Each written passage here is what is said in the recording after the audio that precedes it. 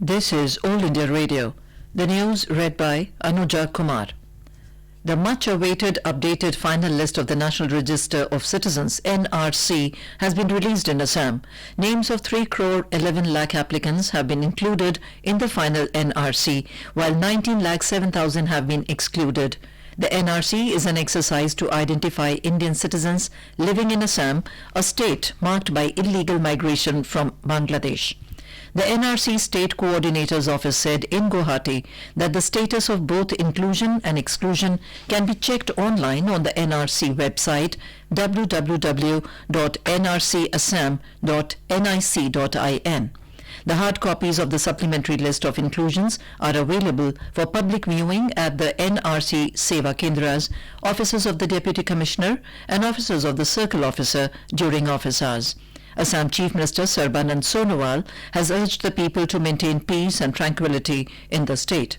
Talking to the media, he assured that those excluded from the final NRC will not be detained and they can appeal against the exclusion in the foreigners' tribunals.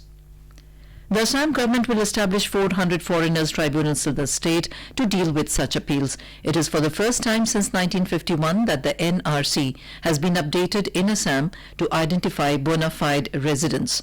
The process of the updation of NRC is being carried out by the Registrar General of India and is being closely monitored by the Supreme Court. The process started in 2013 as per an order of the Apex Court. Reacting to the publication of the final NRC list, Information and Broadcasting Minister Prakash Javadekar said there is nothing to worry as the Assam government has assured that those whose names have not been included will be given the opportunity to file appeals in the foreigners' tribunals. A complete ban on use of polythene bags will come into force in Uttar Pradesh from tomorrow. Additional Chief Secretary Home Avinish Avasthi said local police station and its in charge will be held responsible for non-compliance of the government order in this regard. Chief Minister Yogi Adityanath had vowed last year to make Uttar Pradesh a plastic and polythene-free state. The Allahabad High Court had also banned the use of polythene in the state. The government has said that alternative things will be made available to the people. In Jammu and Kashmir, the situation continues to show marked improvement, especially in the valley, with each passing day. Yesterday, some minor restrictions were imposed in Srinagar city and other towns as a preventive measure ahead of Friday congregational prayers, which passed off peacefully. Meanwhile, healthcare services in Kashmir are being provided as usual. Nearly 5,000 major surgeries have been performed at hospitals in Srinagar since the 5th of this month till date. India's second lunar probe Chandrayaan-2 is all set to reach a polar synchronous orbit around the moon tomorrow. ISRO said in a release that the final round of the lunar-bound orbit reducing maneuver would be held by 6 p.m. tomorrow to reach the circular path.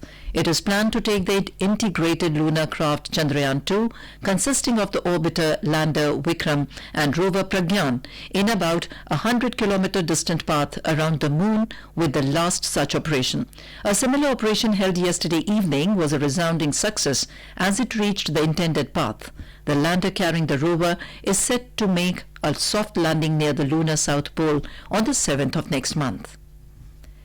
The entire month of September, beginning tomorrow, will be celebrated as the Rashtriya Poshan Mah.